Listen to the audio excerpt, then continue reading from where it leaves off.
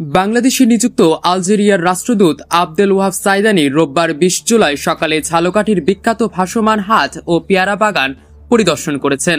রাষ্ট্রদূত ভীমরলি ও আটঘর কুরিয়ানা এলাকায় পেয়ারা উৎপাদনের বাস্তব চিত্র প্রত্যক্ষ করেন এবং স্থানীয় কৃষকদের সাথে কথা বলেন। তিনি এখানকার নৌকা তৈরিতে বিনিয়োগ করার আগ্রহ দেখিয়েছেন। পরিদর্শন শেষে রাষ্ট্রদূত ডাক্তার আবদুল ওয়াহাব বলেন, প্রাকৃতিক সৌন্দর্য ও ঐতিহাসিক ভাসমান হাট দেখে আমি মুগ্ধ।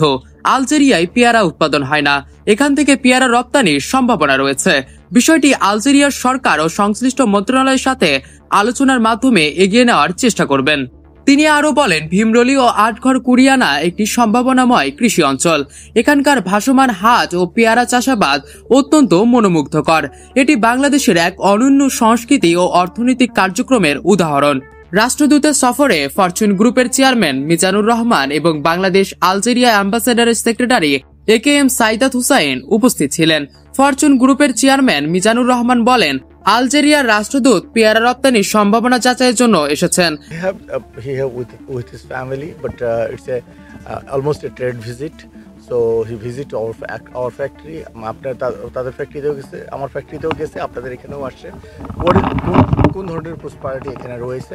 সো আমরা যেহেতু দেখলাম যে Goa is very cheap here, মানে এবং এই ফলটা আলজেরিয়াতে নাই। সো আমরা there is a possibility to sell there. তো আমরা আশা করি দ্য নিয়ার ফিউচার এটাকে আমরা এক্সপোর্ট করতে পারবো।